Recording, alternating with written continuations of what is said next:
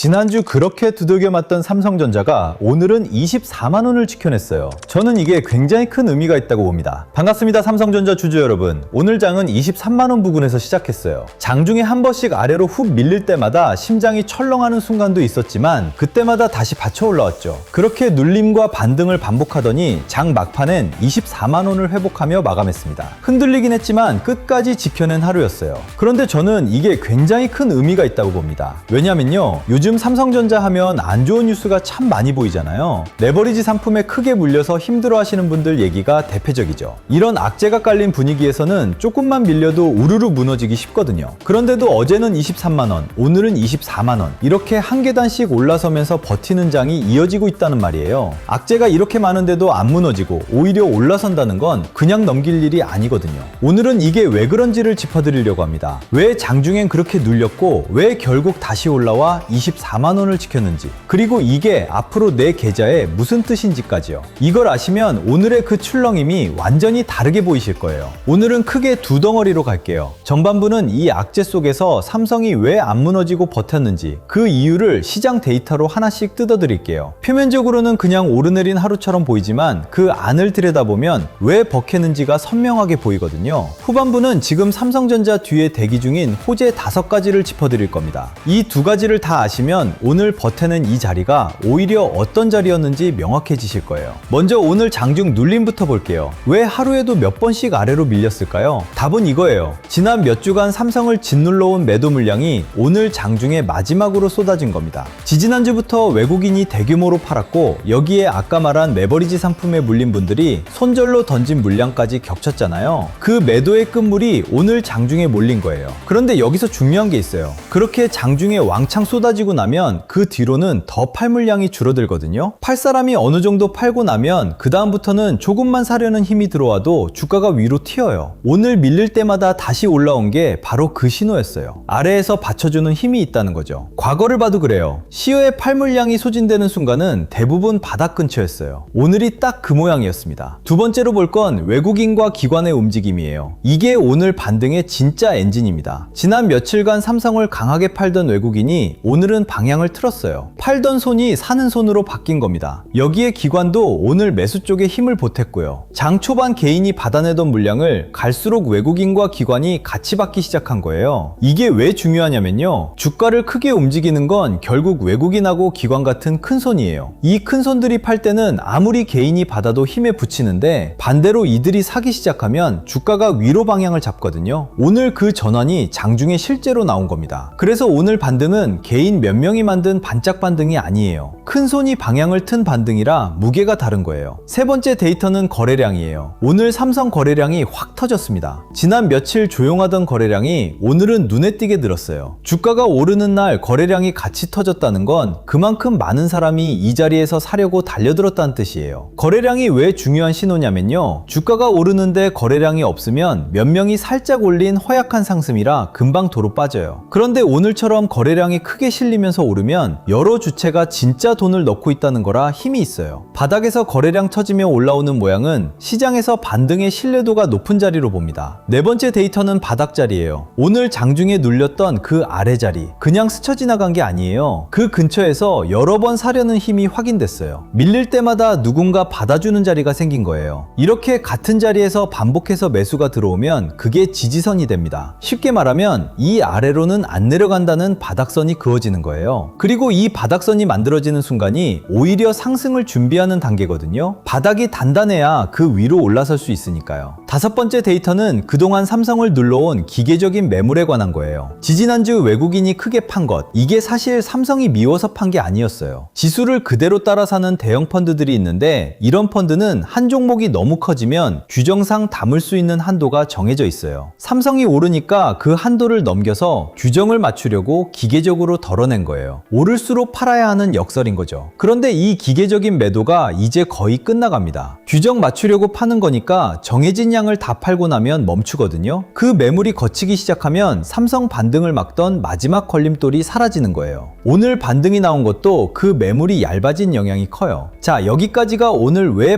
반등했는지였어요. 그럼 이걸 내 계좌에 어떻게 쓰느냐로 내려올게요. 지금 내가 어디에 서 있느냐에 따라 오늘의 의미가 달라요. 세 부류로 나눠볼게요. 먼저 먼저 높은 자리에 물려 계신 분, 오늘 24만원 회복이 반가우시겠지만 조급하게 지금 다 던지진 마세요. 장중에 팔물량이 소진되고 큰손이 방향을 튼 자리라 반등이 좀 더 이어질 여지가 있거든요. 반등이 나올 때 어느 구간에서 비중을 덜지 미리 정해두고 감정이 아니라 그 기준에서 움직이시는 게 먼저예요. 다음으로 평단이 그리 높지 않은 분, 오늘 같은 날 흔들려서 성급히 파실 필요 없어요. 아래를 받쳐주는 근거가 오늘만 5개가 확인됐으니까요. 마지막으로 새로 들어오려는 분, 오늘 24만원을 회복했다고 지금 한 번에 다 사시면 안 됩니다. 오늘 장중에 확인된 아래 지지 자리를 참고하면서 나눠서서 접근하세요. 방금 오늘 시장 상황을 다 짚어드렸는데요. 사실 이 수급 얘기보다 훨씬 중요한 게 따로 있어요. 지금 삼성전자 뒤에 앞으로 주가 방향을 바꿀 호재들이 줄줄이 대기하고 있거든요. 이게 오늘 반등의 진짜 배경이에요. 큰손이 왜 오늘 방향을 틀었겠어요? 이 호재들을 알고 있으니까 이 자리를 받은 거예요. 지금부터 그 5가지를 하나씩 짚어드릴게요. 이걸 아시면 오늘 이 반등이 왜 일회성이 아닌지 확실해지실 겁니다. 첫 번째 호재는 새 고객 얘기예요. 그동안 인공지능 메모리 하면 엔비디아 얘기만 나왔잖아요. 그런데 이번엔 다른 큰손이 등장했어요. 엔비디아의 경쟁사인 AMD입니다. AMD도 인공지능 칩을 만드는 세계적인 회사예요. 얼마 전 AMD의 리사수 CEO가 직접 이런 말을 했어요.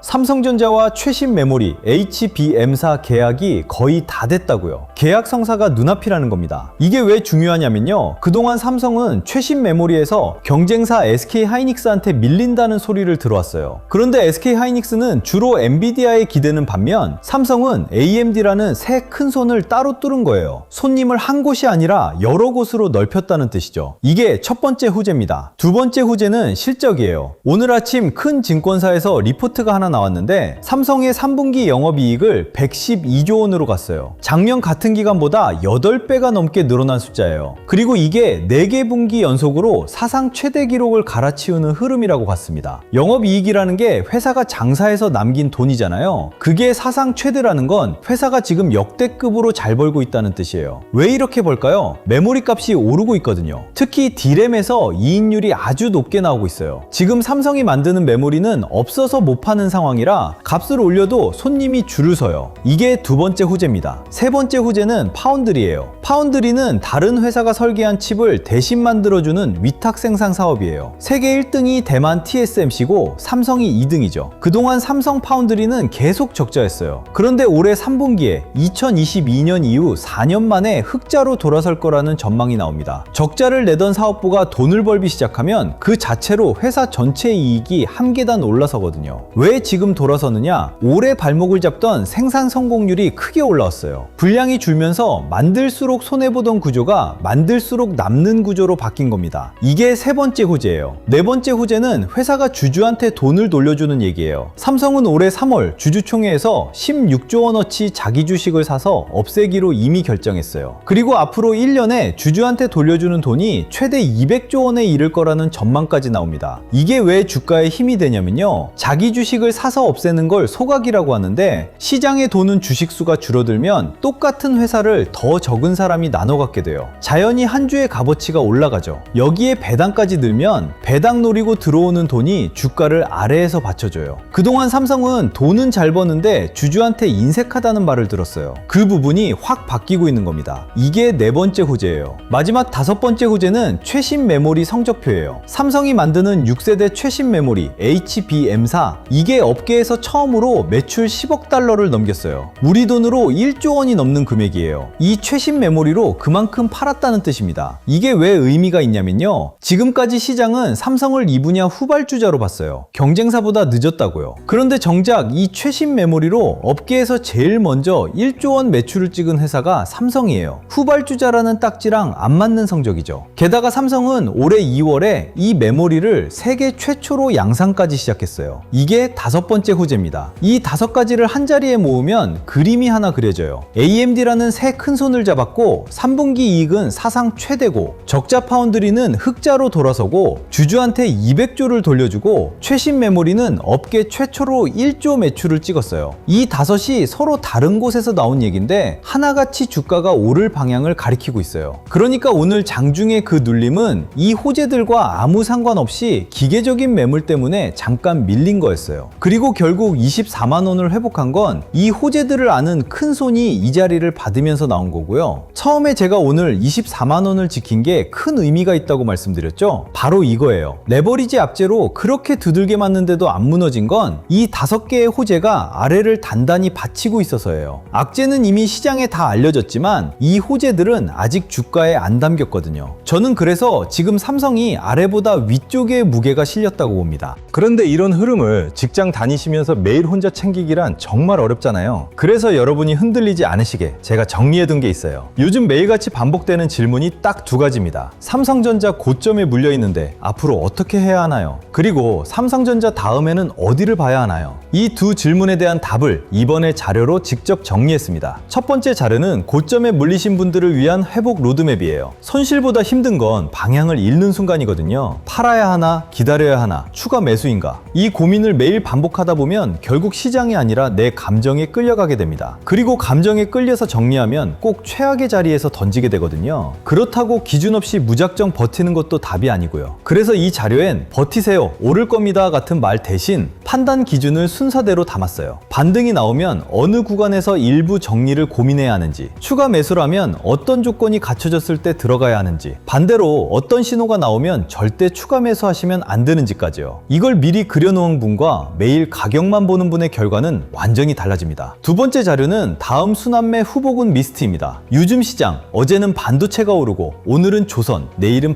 방산이잖아요. 이걸 뒤늦게 알고 따라 들어가면 딱 고점을 잡게 되거든요. 그래서 제가 매일 체크하는 업종들을 정리했어요. 어디에 자금 유입 초기 신호가 보이는지, 어디는 이미 고점 부근이라 조심해야 하는지, 특정 종목을 따라 사라는 자료가 아니라 시장의 큰 흐름을 읽는 기준입니다. 그리고 전에 보내드렸던 자료를 다시 요청하시는 분들도 많아서 이것도 같이 공유해드릴게요. 하나는 제가 15년 동안 매일 작성하고 있는 시나리오 매매일지예요. 상승, 조정, 횡보 이렇게 3가지로 나눠서 각 상황마다 어떻게 대응할지를 미리 짜뒀습니다. 매일 아침 보시면 그날 시장을 어떻게 봐야 할지 기준이 잡히실 거예요. 또 하나는 제가 직접 만든 자가진단 시트인데요. 평단, 비중, 멘탈 상태를 입력하시면 1분 만에 내 계좌 위험 등급이 나오는 시트입니다. 내 상태를 알아야 다음 대응을 정할 수 있잖아요. 이 진단 시트가 그 첫걸음을 잡아드릴 거예요. 그리고 신청하신 분들께는 제가 운영하는 무료 흐름 공유방 입장 안내도 함께 드려요. 솔직히 자료는 한 번 받는 걸로 끝나는 면이 있잖아요. 그런데 시장은 매일 바뀌죠. 갑자기 굵직한 이슈가 터지거나 분위기가 달라질 때 영상보다 조금 더 빠르게 중요한 내용을 공유해드리는 곳이에요. 자료로 기준을 만들고 공유방에서 그 기준을 실제 시장에 어떻게 적용하는지 함께 확인하는 구조라고 보시면 됩니다. 여기에 더해서 댓글로 종목 물어보시는 분들이 많아서 제가 하루에 20분 정도 선정해서